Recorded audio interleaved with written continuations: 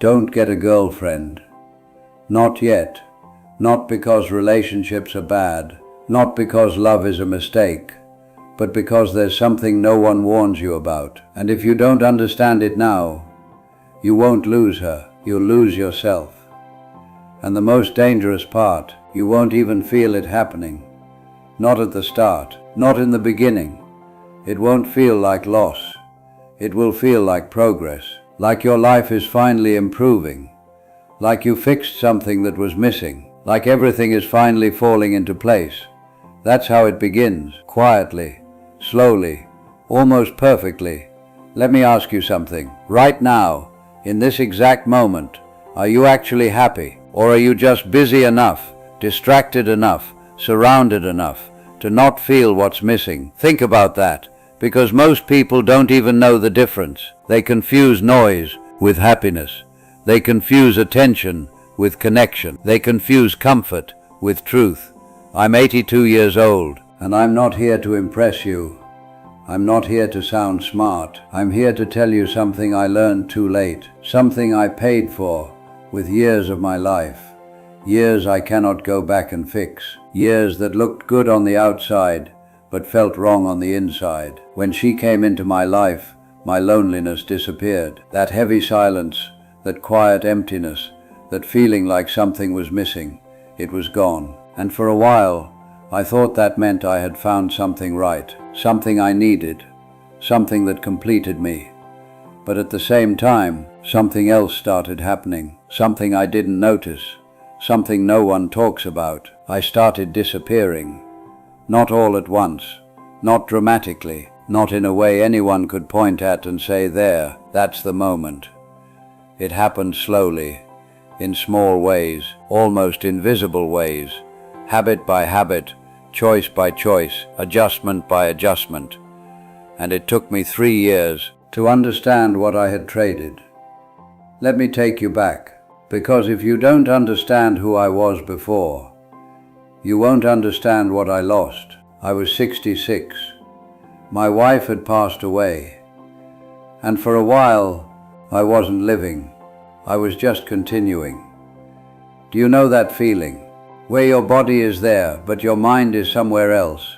Where you go through your day, but nothing feels real. For 2 years, that was my life.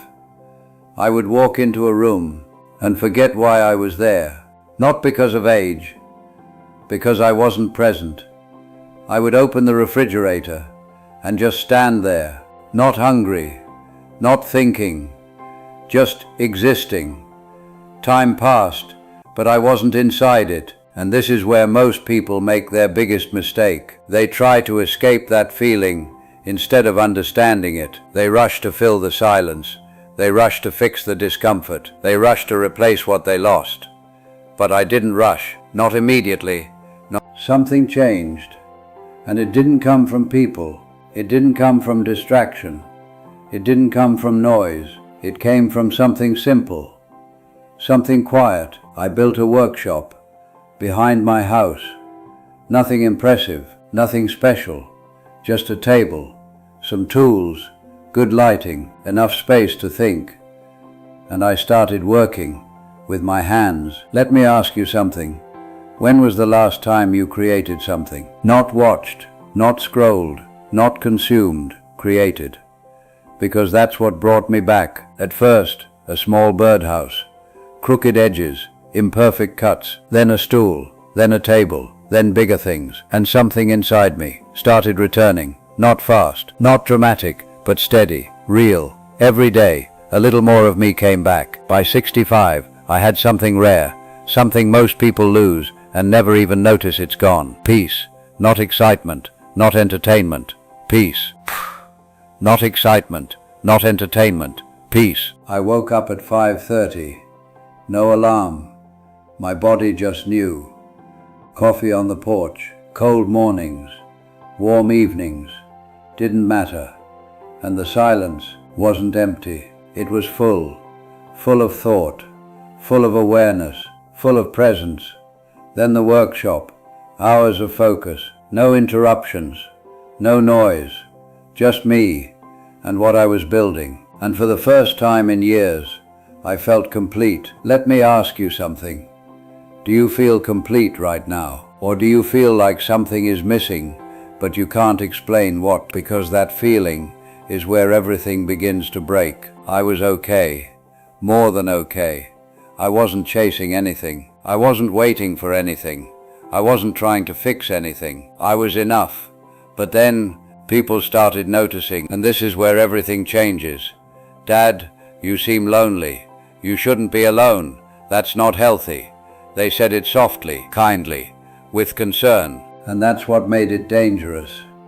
Because when something sounds like care, you don't question it, but answer this honestly. How many times have you changed your life because someone else thought something was wrong? At first, I ignored it. I trusted my life. I trusted my peace. But when enough people repeat something, it starts getting inside your head. Maybe they're right. Maybe this isn't enough. Maybe I'm missing something. And that thought is where people lose themselves. I met her on a Tuesday. Just coffee. That's how it always starts. Small, simple, harmless. She was kind, warm, easy to talk to. She listened. She laughed. She cared. And I'll be honest with you. It felt good. Not love. Not yet. Something simpler. I felt seen. And that feeling is one of the most dangerous feelings in the world. Because when someone sees you, you stop asking yourself, am I still being me? The first few months were good, really good. Dinner, conversations, company, and everyone around me felt relieved. My son smiled again. My neighbors approved. It looked like I had fixed my life, but I hadn't fixed anything. I had replaced something. And this is where most people never notice the shift. Nothing breaks suddenly. It changes slowly, quietly. I stopped waking up in silence. She liked to talk in the morning. That's not wrong. But I am not that kind of person. Or at least, I wasn't. She started coming into my workshop, just checking on you. Simple words, kind words. But every interruption took something. Not time, something deeper. Focus, rhythm, space. And here's the truth. You don't lose yourself all at once. You lose yourself in small adjustments. I woke up earlier. She woke up earlier. I worked less. I stopped starting new projects. And I didn't even realize when it happened. Let me ask you something. What have you slowly stopped doing that once made you feel alive? That's how it feels. She wasn't toxic. She wasn't bad. She wasn't trying to hurt me.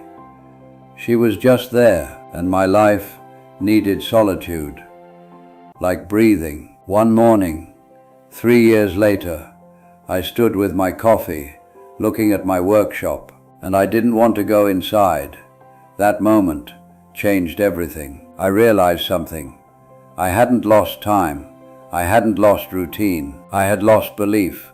Belief that my life, and once you lose that belief, you start shrinking. You become quieter, more careful, less yourself. You start adjusting, compromising, reducing, until one day you don't recognize your own life. 2 weeks later, I ended it.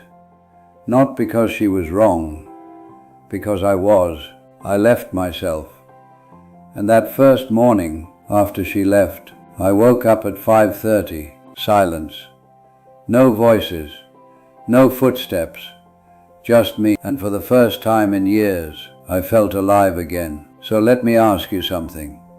Are you living your life or slowly becoming someone easier for others to accept? Because that answer will decide everything. I'm 82, and I finally understand something I didn't at 67. Not every empty space needs to be filled.